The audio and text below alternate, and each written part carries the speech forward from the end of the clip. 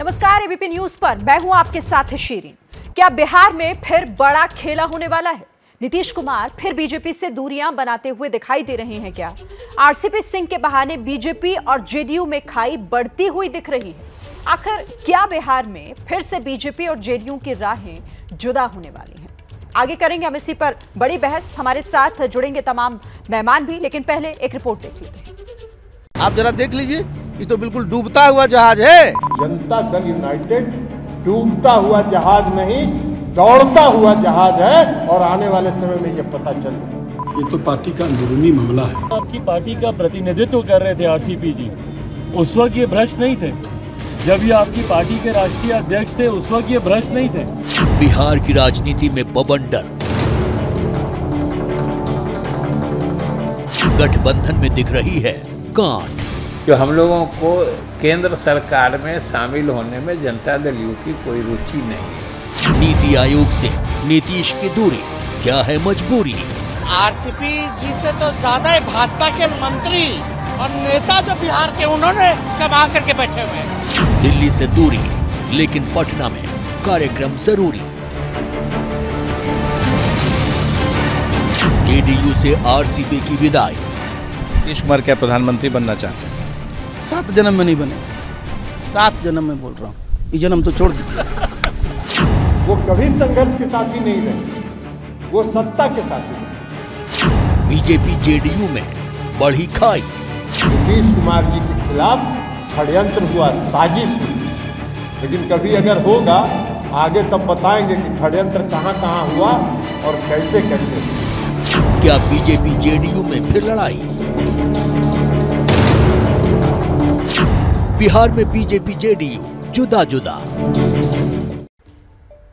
तो बिहार की राजनीति में इस वक्त भूचाल आया हुआ है और इसी को लेकर कई सवाल भी उठ रहे हैं कि बिहार में आगे होने क्या जा रहा है। इस पर बात करने के लिए हमारे साथ जेडीयू के प्रवक्ता राजीव रंजन मौजूद हैं। इसके साथ ही कई और मेहमान। आरजेडी की तरफ से आरजेडी के प्रवक्ता मृत्युंजय तिवारी इस वक्त हमारे साथ जुड़ रहे हैं। इसके अलावा जेडीयू नेता अजय आलोक को भी आप हमारे साथ स्क्रीन पर देख रहे हैं और कांग्रेस के प्रवक्ता आनंद माधव भी जुड़ रहे हैं इस चर्चा में। साथ ही जनसत्ता मुंबई के पूर्व संपादक प्रदीप सिंह भी हमारे साथ मौजूद हैं। आप सभी का बहुत स्वागत है एबीपी न्यूज पर। लेकिन शुरुआत मैं कर लेती हूं जो जेडीयू के प्रवक्ता राजीव रंजन हमारे साथ जुड़े हुए हैं, क्योंकि राजीव जी, कई आरोप और प्रत्यारोप का दौर इस वक्त जारी है। आरसीपी सिंह की तरफ से इस्तीफा देने से पहले कई बड़े आरोप आप लोगों पर लगाए गए। आज ललन सिंह सामने आते हैं, वो कहते हैं कि यहाँ तो साजिश हो रही थी, यहाँ तो चिराग मॉडल तैयार हो रहा था। नाम भले ही नहीं लिया, लेकिन ये कह गए कि बहुत कुछ हो रहा था जिसके पीछे कई ऐसे चेहरे हैं। तो ये सब कितना वक्त अभी और लगेगा जब जेडीयू इन तमाम बातों का खुलासा करेगी?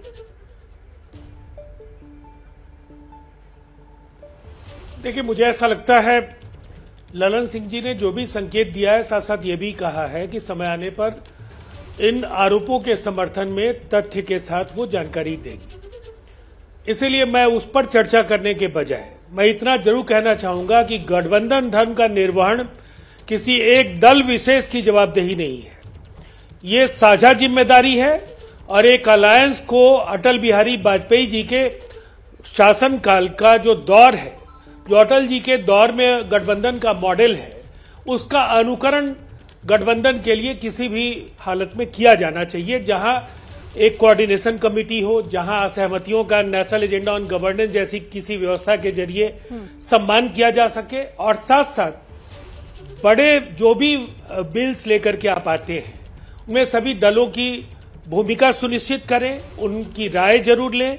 फैसलों को थोपने के बजाय बहुदलीय लोकतंत्र में एक सुलझे हुए गठबंधन की जो भूमिका है, चाहे आपको प्रचंड जनादेश हो, लेकिन जनता से जिस समय में आपने मैंडेट मांगा उस समय सभी दलों के चेहरे आपके साथ होते हैं और उनके कार्यकर्ता भी आपके साथ होते हैं। तो इस जीत में सबकी हिस्सेदारी होती है। किसी बड़े दल को इसका ज्यादा लाभ मिलता है अपेक्षाकृत छोटे दलों को उसके मुकाबले, चूंकि उनका प्रभाव क्षेत्र थोड़ा उनके मुकाबले कम होता है, तो उन्हें उसके अनुपात में हिस्सेदारी मिलती है।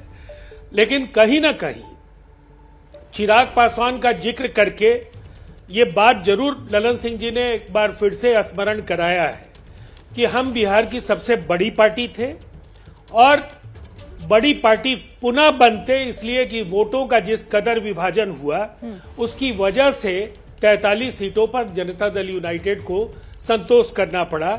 और ये चुनाव के दौरान गठबंधन में शामिल सबसे बड़े दल को पता था और उनके दल के अनेक नेता चिराग पासवान के दल में जा रहे थे और बाद के दिनों में उन नेताओं की घर वापसी भी भारतीय जनता पार्टी में हुई है। इसीलिए इन आरोपों को बहुत सही तौर पर नकारना मैं नहीं समझता हूं कि ये उचित होगा। और गठबंधन और बिहार की जनता को भी बताइए ना कि गठबंधन में गांठ पड़ गई है ना। आप बड़ी पार्टी कह रहे हैं, नाम भले ही ना ले रहे हो यहाँ पर, इसका मतलब तो यही हुआ। और आरसीपी सिंह की नजदीकी बीजेपी से ज्यादा बढ़ना, उनके भी बाहर जाने की यही वजह कहीं ना कहीं।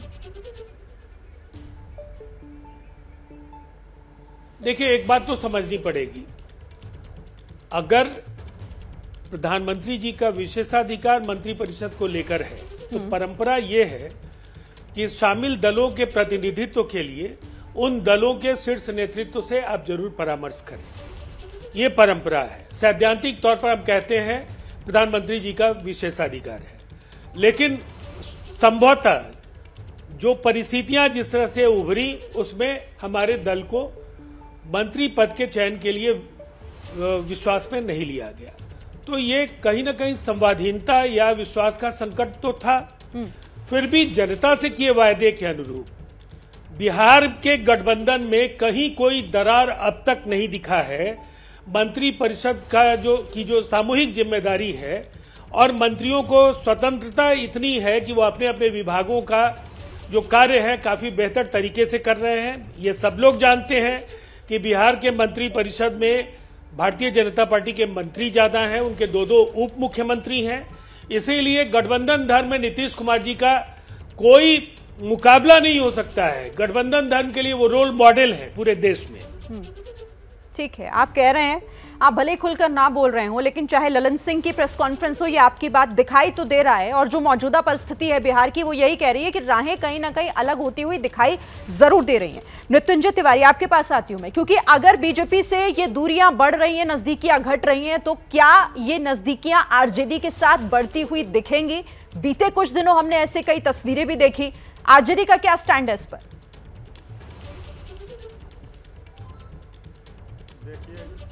अभी काल्पनिक सवालों का जवाब नहीं दिया जा सकता कल क्या होगा, लेकिन एक बात तो सब जानते हैं कि राजनीति में कोई परमानेंट न दोस्त होता है न दुश्मन होता है, और राजनीति में संभावनाओं के द्वार हमेशा खुले होते हैं।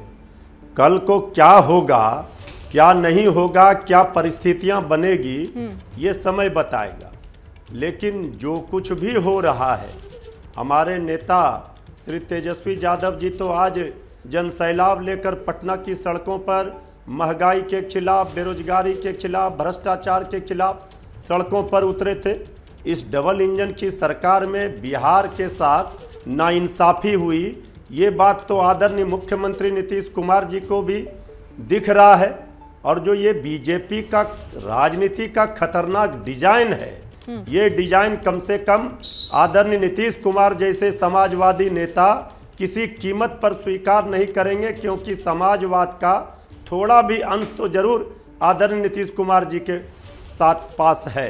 इसलिए कल को क्या होगा और कौन सा गठबंधन बनेगा, कौन सा गठबंधन टूटेगा, यानी आप संभावनाओं से इनकार नहीं कर रहे हैं। तो सवाल ये है कि बिहार में आखिर हो क्या रहा है और क्या गठबंधन में दरार पड़ती हुई दिखाई दे रही है? क्या ये गांठ अब इतनी मजबूत हो चुकी है कि इसे खोल पाना आगे मुश्किल होगा? यही तमाम सवाल हैं जिसको लेकर चर्चा हम कर रहे हैं अपने सभी खास मेहमानों के साथ। अजय आलोक भी हमारे साथ राजनीतिक विश्लेषक के तौर पर जुड़ चुके हैं। अजय आलोक जी, आपके पास मैं आना चाहूंगी।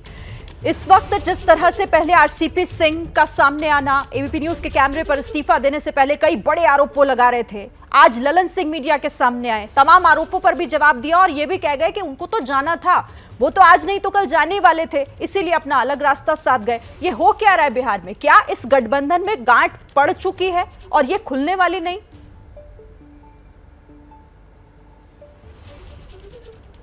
देखिए, जिस तरह से समय करवट ले रहा है, उसमें क्या होने वाला है ये ना मुझे आपको बताने की ज़रूरत है ना आपको पूछने की ज़रूरत है। लोग स्वतः समझ रहे हैं कि किस दिशा में बढ़ रहा है। अद्भुत बात है, जेडीयू से मुझे निकाला गया 1 महीने पहले। एंटी पार्टी एक्टिविटी क्या थी मेरी? एंटी पार्टी एक्टिविटी कि मैंने उन जिहादियों पे सवाल उठाए थे जो तबलीगी जमात के लोग थे और जो कोरोना के समय में हेल्थ वर्कर्स पे, पुलिस वालों पे थूक रहे थे। तो मैंने कहा ऐसे जो भी करें तो उनको शूटेड साइट का ऑर्डर दीजिए। तो मुझे कहा गया कि नहीं, ऐसा नहीं करो, ये नहीं करना चाहिए, सरकार हम लोग चला रहे हैं, वोट तो वो लोग देते नहीं, लेकिन तब भी ऐसा करना नहीं चाहिए। ठीक है, प्रदर्शन हो रहे थे नुपुर शर्मा के विरोध में हर जगह, सरकारी संपत्तियों में आग लगाई जा रही थी। मैंने इसके खिलाफ बोला नहीं नहीं ऐसा नहीं करना, क्यों, क्या जरूरत है बोलने का। अग्निवीर पे प्रदर्शन हुए, ट्रेन जलाई गई, मैंने इसके खिलाफ बोला एक्शन ले सरकार, नहीं नहीं मत बोलो, ये है मेरी एंटी पार्टी एक्टिविटी, इसीलिए मुझे पार्टी से निकाल दिया गया। बहुत अच्छा, धन्यवाद, मैंने अपने आप को मुक्त पाया। आरसीपी सिंह पे आरोप लगे 2013 से लेकर 2022 तक में 58 संपत्ति खरीदने के। नालंदा जिला जो उनका गृह जिला है उसके 2 प्रखंडों में।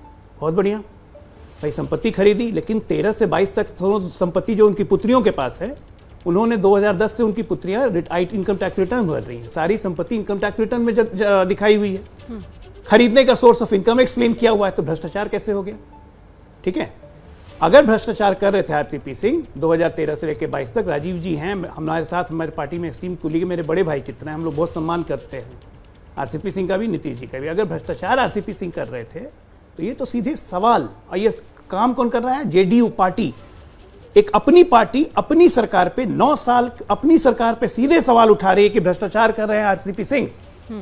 तो इस सबसे बड़ा जिम्मेदार कौन हुआ? नीतीश कुमार हुए या नहीं हुए?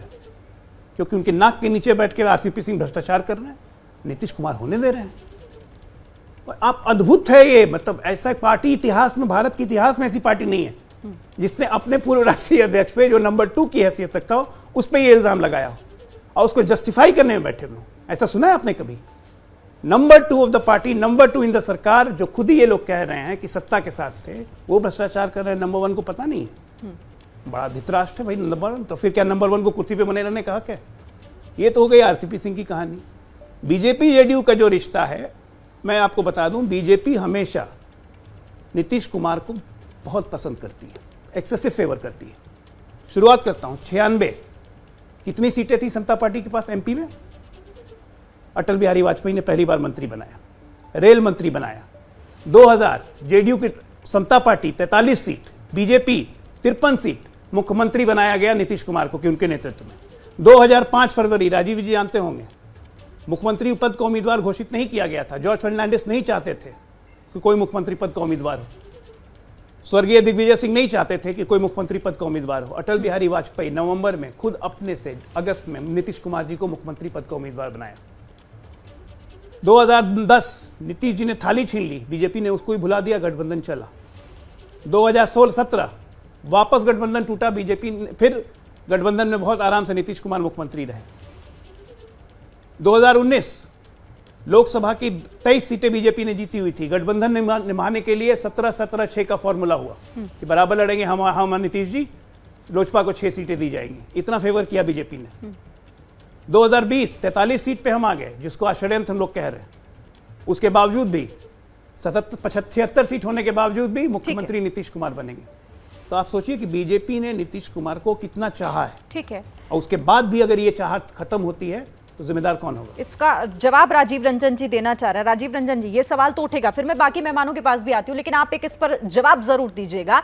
दाहिना हाथ कहे गए आरसीपी सिंह नीतीश कुमार का, और वाकई अगर उन पर इस तरह के भ्रष्टाचार के आरोप अब पार्टी के अंदर से सवाल उठ रहे हैं, तो कटघरे में तो नीतीश भी खड़े होंगे। पूछा तो उनसे भी जाएगा कि आपके दाहिने हाथ ने की, आपको भनक तक नहीं लगी।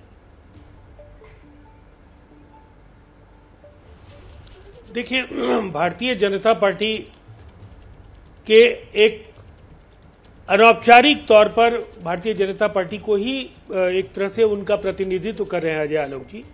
राजनीतिक विश्लेषक कहना यह उचित नहीं होगा, जाने अनजाने में वो भारतीय जनता पार्टी की आवाज है। यहाँ मैं एक बात जरूर कहूँगा, काफ़ी सुलझे हुए व्यक्ति हैं, लेकिन सबसे बड़ा सवाल क्या है, अब एक बात ये देख लीजिए, इन्होंने भारतीय जनता पार्टी और नीतीश कुमार जी के रिश्ते और नीतीश कुमार जी पर भारतीय जनता पार्टी ने कौन कौन से एहसान किए इन्होंने बताया। मैं एक बात केवल इनको बता देना चाहता हूं, जिन दलों के साथ भारतीय जनता पार्टी ने नेशनल डेमोक्रेटिक अलायंस की शुरुआत की, जो दल इसमें शामिल होते गए, कौन से दल बचे हैं जनता दल यूनाइटेड के अलावा। चाहे किसी दौर में आप मायावती जी के साथ गए, कहीं आप नवीन पटनायक जी के साथ गए, कहीं आपने जेएमएम के साथ हाथ मिलाया, कभी आपने पीडीपी के साथ हाथ मिलाया, कभी आपने अलग अलग दलों से, कई बार दलों के अंदर उपसमूह आपने खड़े किए और उनके जरिए आपने आगे का रास्ता तय किया। ऐसे अनेक दलों की फहरिस्त है और ये मुझे कहने की जरूरत नहीं है कि शिरोमणि अकाली दल और शिवसेना जनता दल यूनाइटेड, ये 4 ऐसे दल हैं जो भारतीय जनता पार्टी के साथ लगातार मिलकर काम करते रहे।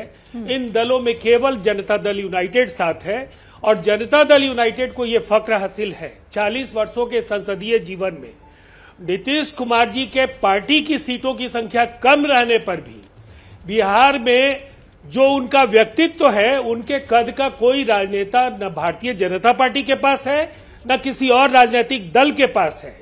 कम सीटों पर भी नीतीश कुमार जी को अगर भारतीय जनता पार्टी ने चेहरा बनाने का फैसला किया तो इसकी वजह क्या थी? भारतीय जनता पार्टी शहरों में सिमटी हुई पार्टी थी और शहरों के बाद भारतीय जनता पार्टी का कोई वजूद नहीं था। नीतीश कुमार जी का एक व्यापक जनाधार था और उनको चाहने वाले लोग न केवल बिहार में, देश के हर हिस्से में है और इसीलिए ये सफर साथ साथ मिलकर आगे चलाने का फैसला भारतीय जनता पार्टी ने किया। और अटल जी दूरदर्शी थे। अटल जी को ये पता था कि कई बार विचारों में थोड़ी असमानता हो सकती है, लेकिन इससे लोकतंत्र और लोकतांत्रिक मूल्य सबल होते हैं। आज के दौर में आप ये स्वीकार करने के लिए तैयार नहीं है कि आपकी राय से इतर कोई भी व्यक्ति कोई अपनी राय रख सकता है। अगर आपने फैसला किया तो ये देश का फैसला है, जो नहीं मानेगा वो देशद्रोही है। मुझे नहीं लगता ऐसे शब्दावली से इस देश में लोकतंत्र को बचाया जा सकता है। और अब मैं भ्रष्टाचार पर आता हूं। मैं एक बात बता देना चाहता हूं, अजय आलोक जी को यह पता है कि जनता दल यूनाइटेड या भारतीय जनता पार्टी या राष्ट्रीय जनता दल, ठीक है राजीव जी, जब भी किसी ठीक है, तो बिहार में इस वक्त सियासी भूचाल है। कोई जेडीयू को डूबता हुआ जहाज कह रहा है तो कोई आगे बढ़ता हुआ, दौड़ता हुआ जहाज। लेकिन इस जहाज से कौन उतरने की तैयारी कर रहा है और कौन इस नए सफर में उसका साथी बनने जा रहा है, यह फिलहाल एक सवाल है और इसी पर हम चर्चा भी कर रहे हैं। प्रदीप जी, मैं आपके पास आना चाहूंगी। पूरी चर्चा आप सुन रहे थे, क्या लग रहा है आपको कि बिहार में ये जो गठबंधन है, क्या इस गठबंधन के जो दोनों साथी हैं ये बस एक दूसरे को झेल रहे हैं और ये खाई वाकई अब बहुत बढ़ चली है क्या? नहीं, मुझे तो मृत्युंजय कुमार जी की और राजीव रंजन जी की बात सुनकर लगा कि जैसे गठबंधन टूट चुका है और ये लोग बता रहे हैं कि किस वजह से टूटा, उसके कारण क्या है। तो ये जो बातें बोली जा रही हैं, ये साथ चलने वालों की, गठबंधन के साझीदारों की बात नहीं। हमारा इको हो रहा है, जरा सा ठीक कराइएगा। जी, मैं आवाज ठीक करवाने की कोशिश करती हूँ सर, बात पूरी कीजिएगा। ये शिकायत की जा रही है कि ये बीजेपी की ओर से कमी थी जिसकी वजह से ये परिस्थिति बनी। समस्या क्या है? मूल समस्या जो नीतीश कुमार और बीजेपी के गठबंधन में, जेडीयू बीजेपी गठबंधन में है कि नीतीश कुमार गठबंधन की सरकार को एक पार्टी की सरकार की तरह चलाना चाहते हैं, पहली समस्या। दूसरी, उनको ये बात उनको अभी तक पची नहीं है। देखिए, उसके उदाहरण भी है दूसरे राज्य से कि जेडीयू इस गठबंधन की नंबर 1 पार्टी से नंबर 2 पार्टी। यही समस्या उद्धव ठाकरे की थी कि शिवसेना नंबर 1 से नंबर 2 की पार्टी हो गई गठबंधन में। इसको वो स्वीकार नहीं कर पाए। आज क्या स्थिति है बताने की जरूरत नहीं। भविष्य में क्या होगा जेडीयू बीजेपी गठबंधन का मुझे पता नहीं, लेकिन जो परिस्थिति है उसमें ये तय लग रहा है कि गठबंधन तो टूट चुका है, उसकी औपचारिक घोषणा होना बाकी है। जिस तरह के बयान एक दूसरे के खिलाफ आ रहे हैं, जिस तरह के षड्यंत्र की बात ललन सिंह ने आज बात कही कि एक षड्यंत्र हो चुका 2020 में चिराग पासवान की ओर इशारा था और दूसरा हो रहा था आरसीपी की ओर इशारा। तो ये मतलब ये बीजेपी षड्यंत्र कर रही है नीतीश कुमार के खिलाफ। तो अब बीजेपी इससे ज्यादा क्या करना चाहिए बीजेपी को, या किसी बीजेपी के अलावा भी कोई पार्टी हो गठबंधन में, तो क्या करना चाहिए? पहले दिन से जब से अलायंस हुआ, जितनी राजनीतिक हैसियत यानी जनाधार के हिसाब से थी जेडीयू की, नीतीश कुमार की, उससे ज्यादा देने की कोशिश की गई। अलग होके देख लिया नीतीश कुमार, राजीव रंजन जी जिस गठबंधन मॉडल की बात कर रहे थे अटल जी के, उसको तो नीतीश कुमार ने 2013 में तोड़ दिया, छोड़कर चले गए। और 2014 का लोकसभा चुनाव अकेले लड़े, 2 सीटें आई। उस समय तक उनकी छवि जो है गवर्नेंस के मुद्दे पर अपने चरम पर थी। इसके बावजूद लोकसभा की सिर्फ 2 सीटें मिली। तो कई बार होता है पार्टियों को अपनी जो वास्तविक हैसियत है, जमीनी हकीकत है, उससे लगता है कि हमें जो मिलना चाहिए उससे बहुत ज्यादा मिलना चाहिए। तो अगर ये गठबंधन टूटता है, आरजेडी जेडीयू का बनता है, वहां भी जेडीयू नंबर 2 की ही पार्टी होगी, नंबर 1 पार्टी वहां नहीं बन जाएगी। ओके। तो अगर नीतीश कुमार को लगता है कि बिहार के लिए, उनकी पार्टी के लिए और बाकी लोगों के लिए अच्छा होगा कि ये गठबंधन टूट जाए और आरजेडी और जेडीयू का फिर से गठबंधन बने, तो उनको इसकी घोषणा कर देना चाहिए। इसको खींचने का कोई मतलब नहीं। जो गठबंधन अंदर से दोनों पार्टियां नहीं चलाना चाहती है, उसको बनाए रखने का कोई औचित्य नहीं है। ठीक है, ये मजबूरी क्या है मैं समझूंगी यहाँ पर राजीव रंजन से, लेकिन आनंद माधव भी हमारे साथ है, कांग्रेस की तरफ से जुड़े हुए हैं। आनंद माधव जी, कांग्रेस इस पूरे जो अभी बिहार के राजनीति में जो इस वक्त परिस्थितियां बनती हुई दिखाई दे रही है, कांग्रेस कैसे देख रही है और कहां पर है? आप लोग कैसे देख रहे हैं इस सिचुएशन को? सबसे पहले तो आपको धन्यवाद मौका देने के लिए बोलने का। सच्चाई ये है कि आरसीपी तो एक बहाना है नीतीश को निपटाना है। जो भाजपा का सत्ता का खेल है, उस सत्ता के खेल में जैसे वो हर जगह वो रचने का प्रयास करते हैं और हर जगह काफ़ी जगह उनको सफलता भी इसमें मिली है, ये सच बिहार में भी दिखने को अब सामने में बिल्कुल स्पष्ट आ गया है। शुरू से ही जब से ये दोनों गठबंधन साथ में आए हैं, तब से नीतीश कुमार जो है वो याचक की भूमिका में शुरू से काम कर रहे हैं और हमेशा ऐसा लग रहा है कि वो कुछ मांगने की भूमिका में, इसीलिए ये सत्ता का खेल चल रहा है। एक बात और ये है कि नीतीश कुमार जी और आरसीपी जी, इन दोनों का संबंध आज का नहीं है। पिछले ही साल इन लोगों ने अपने दोस्ती का सिल्वर जुबली मनाया था, यानी ये 26वां साल चल रहा है उनका। उनके सेक्रेटरी जब रेल मंत्री थे तब रहे, उसके बाद यहाँ आके सेक्रेटरी हुए। अगर ये भ्रष्टाचार का खेल चल रहा था तो निश्चित रूप से हिस्सा ऊपर भी जाता होगा, क्योंकि ये कि जो उनके सचिव अगर कुछ कर रहे हैं, उनके साथ रहने वाले लोग कर रहे हैं। पूरे बिहार में ये बात की चर्चा थी आरसीपी टैक्स, इसमें कहीं कोई दो मत नहीं है। तो उस समय क्यों सोए हुए थे जब लोग आवाज उठा रहे थे, लोग इसके बारे में चर्चा कर रहे थे, तो उस समय क्यों खामोश थे और बने हुए थे बिल्कुल ईमानदार पुरुष और सुशासन पुरुष? तो यहाँ कहने का अर्थ ये है कि जो परिस्थितियां बन गई हैं, उस परिस्थिति में दोषी हैं। और यही नहीं, ये सिर्फ अकेले आरसीपी नहीं है। अगर जरा जांच कराया जाए इनके और भी अन्य केंद्रीय और राज्य के मंत्रियों के, तो स्पष्ट रूप से चीजें सामने आ जाएंगी। लेकिन जांच किस पर होता है?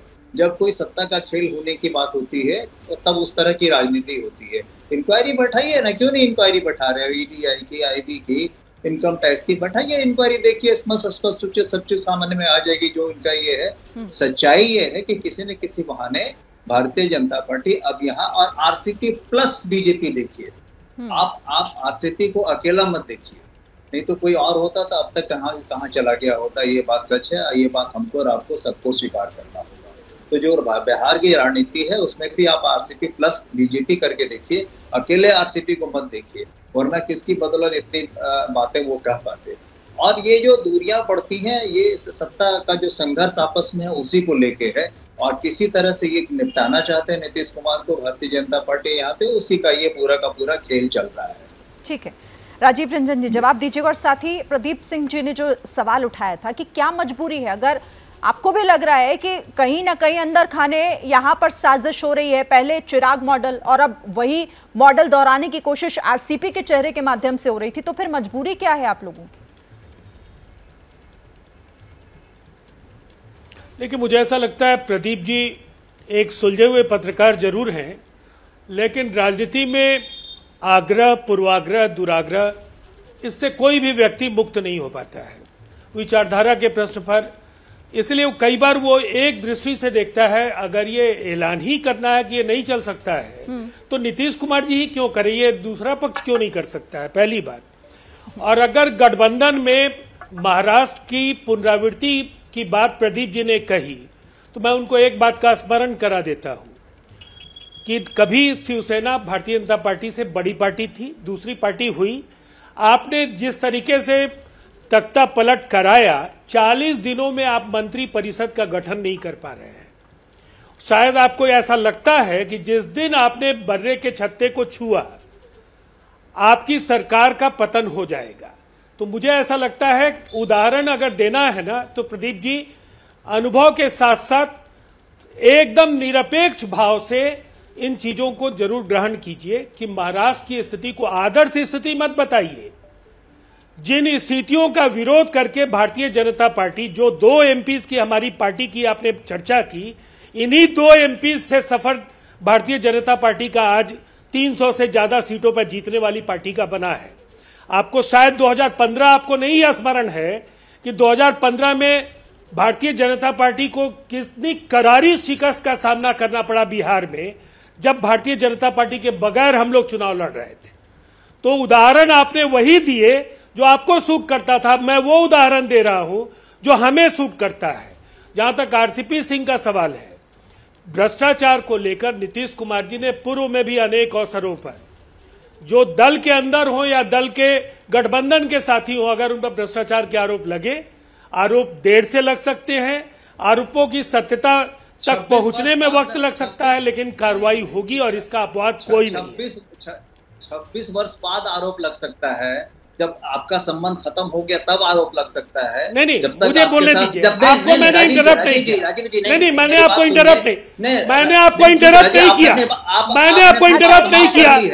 मैंने मेरी बात सुन ली। मैंने आपको इंटरप्ट नहीं किया। मैंने आपको इंटरप्ट नहीं किया। मंत्री थे नहीं, मैं आपको नहीं सुनूंगा। मैं अपनी बात करूंगा, मैं अपनी बात करूंगा। उसके बाद अगर आनंद जी, राजीव जी सुनिए, ये शिष्टाचार नहीं है। नहीं, वो मेरे साथ बहस करते हैं, मैं दूसरों को नहीं। सवाल उन्होंने पूछ लिया, ठीक है, आप सवाल पूछ लिया। जब भी उनके खिलाफ आरोपों की, आरोप उनके खिलाफ लगे, पार्टी ने आधिकारिक तौर पर उनसे स्पष्टीकरण पूछा है। स्पष्टीकरण में उन्होंने कुछ कहने के बजाय पार्टी छोड़ी है। अगर देश में राष्ट्रीय जनतांत्रिक गठबंधन की सरकार है और जहां भी उन्हें ऐसी जानकारियां मिलती हैं तो इन्फोर्समेंट एजेंसीज अपना काम करने लगती हैं, और इसमें अगर पक्षपात नहीं होता है तो उनके पास इससे बड़ा कोई अवसर नहीं हो सकता है कि वो रिश्तों को खंगालने से लेकर इस पूरे साजिश का पर्दाफाश कर सकते हैं कि कौन किसके साथ था, कौन किसके साथ किस स्तर पर सहयोग कर रहा था। ये तो पूरी तरह से उनके गेंद में, उनके पाले में ये गेंद है। इसीलिए, और मैं कांग्रेस की हालत बिहार में जमींदोज हो गए संगठन और उनके प्रवक्ता की बात सुनने की बहुत ज्यादा जरूरत नहीं है। यहाँ बात मैं खुन्नस और उनकी कुंठा आप क्या जिस गठबंधन में हैं उसकी कर रहे थे। बहरहाल वक्त हमारे पास इतना ही था। आप सभी हमारे साथ जुड़े, इस चर्चा में शामिल हुए, बहुत बहुत धन्यवाद आप सभी का। एक बड़ी खबर इस वक्त आ रही है। नोएडा की एक सोसाइटी में महिला से बदसलूकी और मारपीट के आरोपी कथित नेता श्रीकांत त्यागी पर पुलिस का शिकंजा कसता जा रहा है। नोएडा पुलिस ने श्रीकांत त्यागी के ड्राइवर सुरेंद्र को हिरासत में लिया है। आज रिश्तेदारों से भी लगातार पूछताछ कर रही है पुलिस की 5 टीमें छापेमारी कर रही हैं, लेकिन गालीबाज श्रीकांत त्यागी अभी तक पुलिस के हत्थे नहीं चढ़ पाया है। तो इस वक्त ये बड़ी खबर, श्रीकांत त्यागी जो अब तक पुलिस की गिरफ्त से बाहर है, लेकिन उसके ड्राइवर से आज पूछताछ की है पुलिस ने। साथ ही रिश्तेदारों तक भी पहुंची है पुलिस और लगातार श्रीकांत त्यागी को तलाशने की कोशिश जारी है।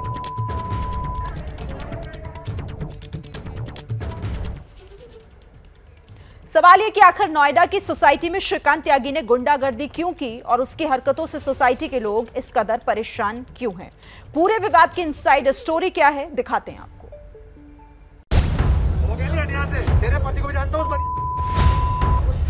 भाषा मवालियों वाली,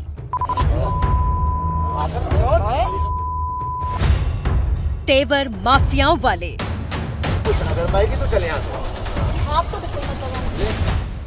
करतूत सड़क छाप गुंडों वाली। आराम से सर, आराम से। गाली गलौज कर रहा ये शख्स श्रीकांत त्यागी है, जो खुद को नेता बताता है।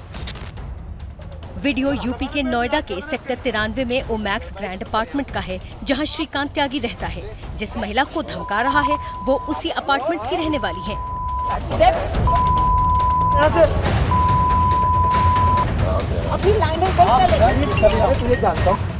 अब पूरा मामला समझिए। मामला एक जमीन का है। जमीन अपार्टमेंट की है, श्रीकांत त्यागी के ग्राउंड फ्लोर वाले फ्लैट के सामने की है। किसी शातिर भूमाफिया की तरह श्रीकांत की नजर जमीन पर थी। उसने पहले अपने घर की बाउंड्री तोड़कर उसे कॉमन एरिया वाली जमीन से मिलाया, फिर उस पर बड़े पेड़ लगाए, फिर उसमें जमीन के इस टुकड़े के चारों तरफ पौधे लगाकर जमीन को घेर लिया। अपार्टमेंट के लोग पार्क की इस कॉमन जमीन का इस्तेमाल टहलने बैठने के लिए करते थे। अपने झूठे रसूख के नशे में चूर श्रीकांत ने जब चारों तरफ पौधा लगा दिया तो इस महिला ने आवाज उठाई, कब्जे की जमीन पर लगा एक पेड़ उखाड़ दिया। नतीजा, करीब दर्जन भर लोगों की मौजूदगी में सड़क छाप गुंडों की तरह श्रीकांत त्यागी ने न सिर्फ गाली गलौज किया बल्कि महिला के साथ हाथापाई भी की। इस वीडियो पर ध्यान दीजिए, आसपास करीब दर्जन भर से ज्यादा लोग तमाशबीन बने हुए हैं। तमाशा देखने वालों में सोसाइटी के गार्ड्स भी हैं और लोग भी, लेकिन किसी की हिम्मत नहीं हो रही कि सत्ता के नशे में चूर बुलडोजर बने इस गुंडे नेता को रोके। भैया रेसिडेंट्स क्या, हमारी सिक्योरिटी सब घबराई हुई है, क्योंकि वो किसी पे भी कभी भी हाथ उठा देता है, कुछ भी बदतमीजी से बोल दे। वो गार्ड्स के साथ बदतमीजी कर चुके हैं, मेल हमारे जो जेंट्स हैं उनके साथ बदतमीजी कर चुके हैं, सिक्योरिटी के साथ। तो हमें ये लगा शायद लेडीज़ के साथ बदतमीजी ना करें, दैट्स व्हाई आई केम आगे। बट मुझे क्या पता था कि वो लेडी, और जब उसने लेडी के साथ बदतमीजी की फिर all the ladies were together and then we fought against him. शनिवार के दिन पुलिस ने इसके घर पर भी दबिश दी है और इसकी 3 गाड़ियां कब्जे में ले ली हैं। इन गाड़ियों पर जो नंबर था वो भी इसके नेता होने के झूठ को तेजी से फैलाने में मददगार था। ये देखिए इसकी इस लग्जरी SUV का नंबर, ये नंबर 1 है। इसी VVIP नंबरों के दम पर भी वो अपने रसूख के दावों को लोगों के सामने झाड़ता था। खुद को बीजेपी नेता बताकर लोगों को धमकाने का झूठ फैलाने वाले श्रीकांत त्यागी का विवादों से पुराना नाता है। ये बददिमाग बेवफाई के आरोप में लखनऊ में पहले भी अपनी बीवी और बच्चों के सामने बेइज्जत हो चुका है। उस वक्त गोमती नगर थाने में काफी बवाल हुआ था। बड़ी गाड़ी, गनर और घर के बाहर तैनात बाउंसरों के दम पर श्रीकांत त्यागी ने भ्रम फैला रखा था कि वो रसूखदार नेता है जिसकी पहुंच लंबी है। इसी झूठी पहचान के दम पर उसने पहले इसी सोसाइटी में बेसमेंट पर भी कब्जा कर रखा है। आप देख सकते हैं इस वक्त तस्वीरों में कि ये जो है श्रीकांत त्यागी के बेसमेंट की दीवार है, जहां पर पहले जो है वो दरवाज़ा हुआ करता था। कल तक जो है ये जो दीवार है यहाँ पर एक दरवाज़ा नुमा हुआ करता था यहाँ पर, और जैसा कि रेजिडेंट बता रहे हैं कि इसी दरवाजे के ज़रिए जो है वो उनके बाउंसर्स और बाकी चीज़ें जो हैं वो जाया करती थी। और मैं अपने कैमरा पर्सन को दिखाऊंगा कि इसके साथ ही साथ वो और भी बेसमेंट की दीवारें दिखाए। आपको बेसमेंट में कहीं पर भी जो है वो दरवाजे जैसी कोई संरचना जो है वो नहीं मिलेगी। सिर्फ जो है ये जो फ्लैट है श्रीकांत त्यागी का, सिर्फ और सिर्फ यहाँ पर आपको ऐसी जो संरचना है दरवाजे की वो आपको सिर्फ यहाँ पर दिखेगी। शकल लेके आ गई है। क्या हो गया भाई साहब? अरे उसके डर का ये कारोबार सोसाइटी में कई दिनों से चल रहा था। फिर एक महिला ने हिम्मत दिखाई और इसकी झूठ की लंका को जलाकर खाक कर दिया। गाली गलौज का वीडियो वायरल होने और श्रीकांत तिवारी के फरार होने के बाद श्रीकांत त्यागी के अवैध कब्जे वाली जमीन पर लोगों के गुस्से का बुलडोजर चल गया।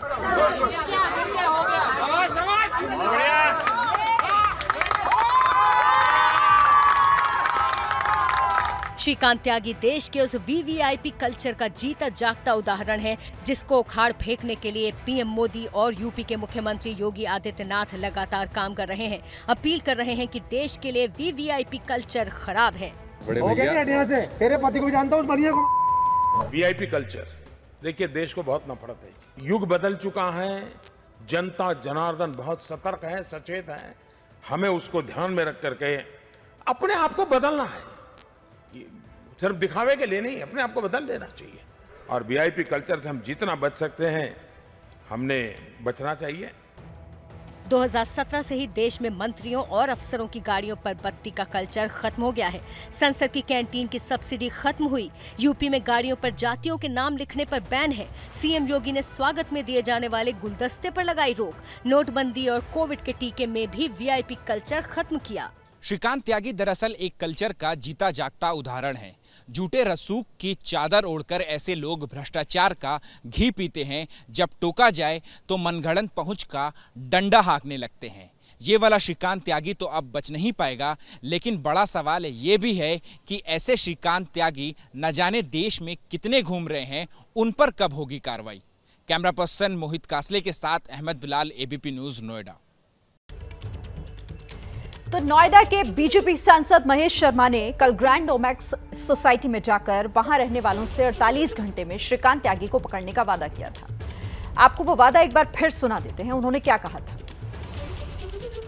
मैंने पुलिस कर्मियों को कि 48 घंटे में अगर वह गिरफ्तार नहीं हुआ और कानून के हिसाब से उसको सजा मिलेगी तो हम आपके साथ हैं। वह जेल के शीशों के पीछे होगा व्यक्ति, ये मैं आपको विश्वास दिलाता हूँ। ये हैं शर्मा जी, जो रात का खाना और देश दुनिया की सुर्खियां दोनों लेते हैं सुमित अवस्थी के साथ। अब ये हैं इनके पड़ोसी बनर्जी साहब।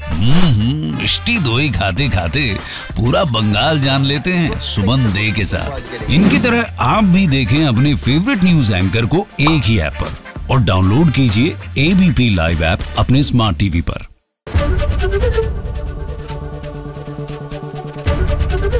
एबीपी न्यूज आपको रखे आगे।